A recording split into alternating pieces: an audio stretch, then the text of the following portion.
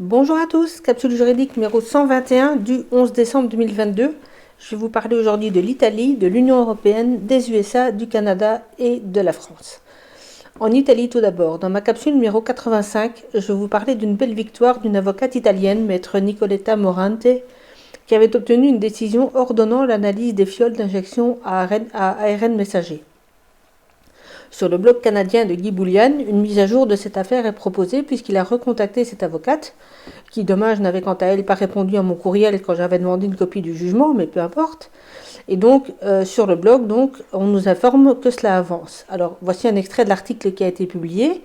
Donc, dans un premier temps, le journaliste rappelle brièvement le contexte dans lequel cette décision avait été prise. Et ensuite, interrogé par ce journaliste sur l'évolution de la procédure, l'avocate italienne a répondu dans les termes suivants. Je cite. Il a été établi que l'échantillonnage des vaccins Pfizer et Moderna sera effectué dans les locaux de l'agence de santé, puis que des cultures cellulaires des médicaments, donc des fioles, seront également effectuées sur des cellules tumorales et une analyse avec un MET microscope. Ne me demandez pas ce que c'est, les scientifiques sauront ça mieux que moi. De plus, nous procéderons à des cultures médicamenteuses sur un tapis de bactéries Gram négatives pour vérifier si l'ARN messager pousse la cellule à se multiplier par des côlons provoquant une infection systémique. Nous avons déjà fait ce test en privé et il était positif.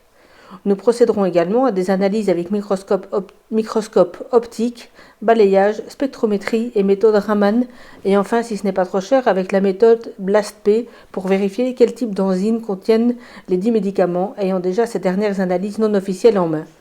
Enfin, dit-elle, nous analyserons en lames contradictoires avec du sang vacciné et vérifierons aussi la présence d'ARN viral dans le lait maternel. Nous espérons connaître la vérité bientôt. Fin de citation. Affaire à suivre donc, et je vous conseille à nouveau de suivre ce blog dans lequel les articles sont toujours très détaillés et très précis. Au niveau européen à présent, on apprenait vendredi, donc le 9 décembre, que la vice-présidente du Parlement européen, une certaine Eva Kaili, de nationalité grecque, a été arrêtée dans une affaire de corruption avec le Qatar. Des sacs d'argent liquide contenant environ 600 000 euros auraient été saisis dans l'une des 16 adresses où des perquisitions ont eu lieu. Sauf erreur, pour l'instant, 4 des 6 personnes concernées sont toujours en détention provisoire. Voici un petit extrait de l'article du Times de Malte, qui était, je crois, le premier à aborder cette info déjà vendredi soir. Je cite « 600 000 euros saisis. Le procureur fédéral belge a annoncé les arrestations précédentes après une série de perquisitions à 16 adresses de perquisition dans la capitale Bruxelles. Les perquisitions d'aujourd'hui ont permis aux enquêteurs de récupérer environ 600 000 euros en espèces. Les enquêteurs soupçonnent un pays du Golfe d'influencer les décisions économiques et politiques du Parlement européen. Il a allégué que cela avait été fait en versant de grosses sommes d'argent ou en offrant de gros cadeaux à des personnalités influentes du Parlement européen. Une source proche de l'affaire a confirmé des articles de presse selon lesquels l'enquête portait sur des tentatives présumées du Qatar de corrompre un ancien député européen socialiste italien que les médias belges, Le Soir et Knack ont nommé Panzeri. Eva Kaili, 44 ans, est une ancienne présentatrice de télévision et actuellement l'un des 14 vice-présidents du Parlement européen.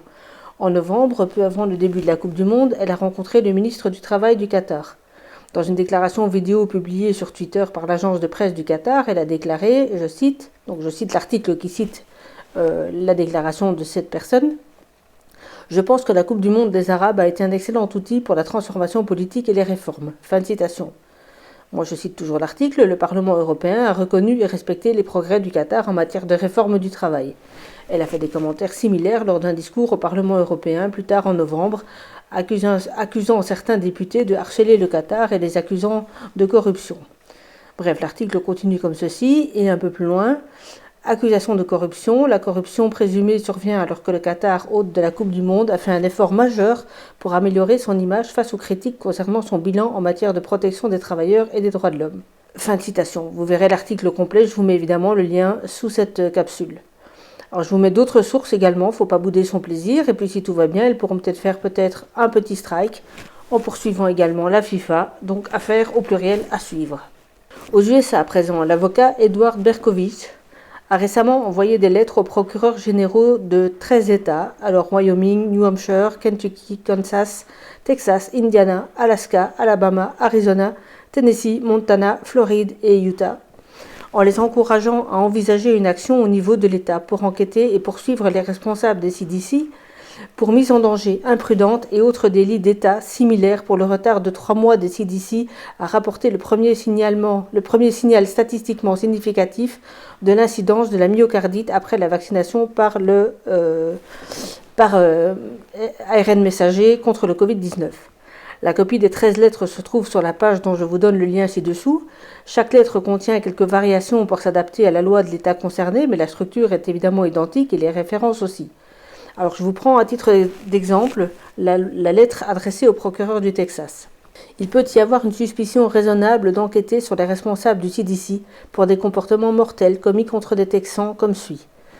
Le CDC a tardé à communiquer au grand public l'incidence de la myocardite pendant 3 mois après l'apparition du premier signal statistiquement significatif dans la base de données VAERS.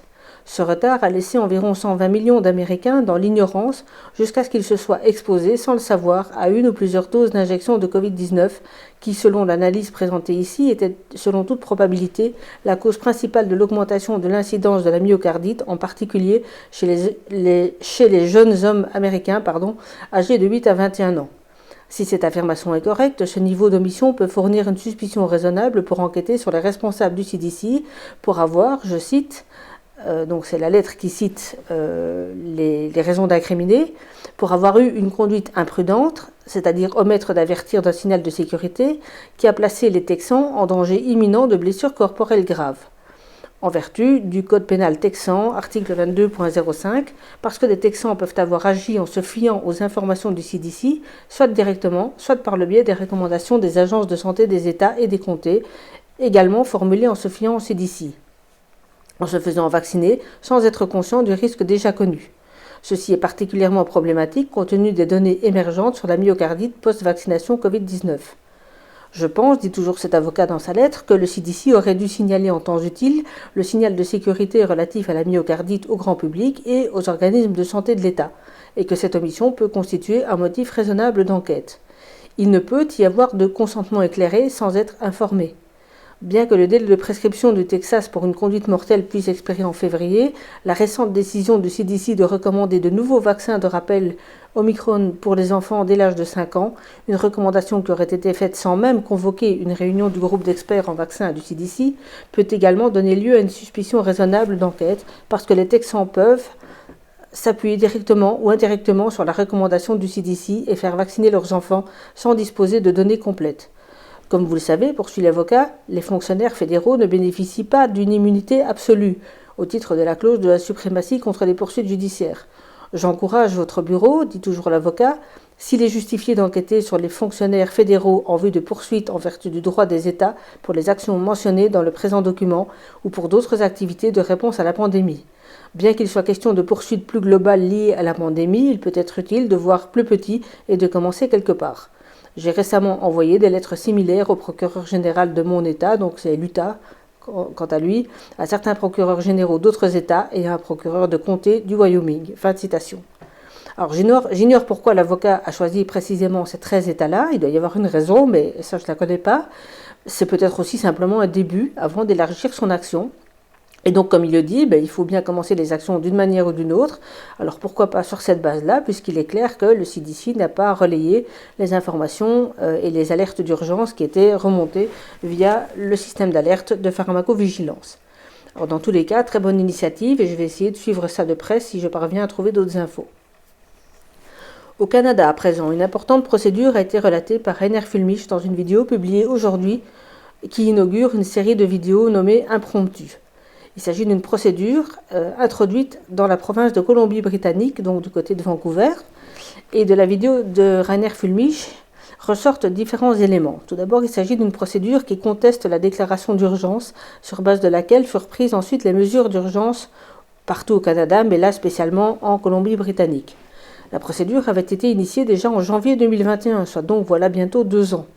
Les demandeurs ont soutenu qu'il s'agissait d'une class action qui pourrait donc automatiquement avoir des effets sur de très très nombreuses parties préjudiciées, même sans qu'elles aient à faire une démarche spécifique. Cela vise donc potentiellement toute personne qui aurait subi un préjudice du fait des mesures sanitaires. C'est donc très très large puisqu'il peut s'agir de préjudices professionnels, mais aussi des atteintes à la liberté de réunion, à la liberté de culte, etc. Et la raison pour laquelle il évoque cette procédure, c'est notamment, enfin surtout, parce qu'une importante audience a lieu cette semaine pour décider précisément si la procédure lancée peut bien être considérée comme une class action, avec les conséquences que j'évoquais il y a un instant. Donc c'est vraiment très important. Voici le texte qui accompagnait sa vidéo sur le canal de la SCIC, donc le nom de sa nouvelle structure, je cite. Dans ce premier épisode d'Impromptu, Rainer Fulmich s'entretient avec Kip Warner de Vancouver au sujet d'un recours collectif en instance contre le commissaire provincial à la santé et à la couronne de la Colombie-Britannique, recours qui conteste la déclaration d'état d'urgence. Il discute également de la séparation des pouvoirs ou de son absence, de leurs espoirs pour le système juridique anglo-américain et s'accorde à dire que la crise du Covid a donné au public d'importantes leçons de civisme. Fin de citation. Alors je serai évidemment attentive à l'évolution de cette affaire, j'imagine que Rainer Fulmich nous en parlera à nouveau, et je mets le lien vers la vidéo sur mon canal Telegram venant du canal de cette nouvelle structure, ICIC, parce qu'apparemment il ne l'a pas encore mis sur son site. Enfin, en France, une chaîne YouTube nommée simplement Le Média annonce dans une vidéo du 9 décembre dernier qu'elle va introduire une procédure contre TF1, pour les raisons qu'elle détaille très longuement dans cette vidéo. Alors, pour faire bref, il est question au départ d'une séquence filmée à la suite d'un incident survenu à l'Assemblée générale. Cette petite séquence, qui avait été diffusée sans problème sur de très nombreuses chaînes YouTube, mainstream et autres, fut à l'origine d'une censure à la demande de TF1 sur la chaîne sur cette chaîne nommée Le Média, au prétexte d'une prétendue violation de droits d'auteur dont la réalité ne semble pas très crédible, d'une part parce que c'était de toute façon une toute petite séquence qui pouvait se justifier par le droit de courte citation, et d'autre part parce qu'apparemment TF1 n'était même pas elle-même titulaire des droits d'auteur. Et pour combattre le blocage de la vidéo, qui s'apparentait donc à une censure injustifiable et à un abus de position dominante, Le Média avait obtenu gain de cause sur cette première séquence de façon amiable, avec même, semble-t-il, des excuses de TF1 par téléphone. Mais malheureusement, ça ne s'est pas arrêté là, puisque l'épisode s'est renouvelé pour une autre vidéo. Et donc, Le Média a décidé d'agir. Alors, je vous laisse découvrir le détail dans cette vidéo qui est très claire. Je vous invite à vous abonner à cette chaîne aussi qui fait manifestement du très bon travail. Ça fait plusieurs fois que je les écoute et c'est clair, bref, factuel, c'est assez sympa à écouter. Et je laisse évidemment sous cette capsule le lien vers la vidéo explicative que moi je vais suivre de près ensuite s'ils en reparlent dans les prochaines semaines ou dans les prochains mois. C'est une action en fait assez semblable à celle qu'avait introduite en Belgique le média Kairos Press et dont j'avais parlé dans une précédente capsule. Alors voilà ce que j'avais pour vous ce dimanche soir. Je vous souhaite une très bonne semaine. Je reviendrai sûrement vous parler de l'une ou l'autre chose dans le courant de la semaine et d'ici là tenez bon. À très bientôt, au revoir.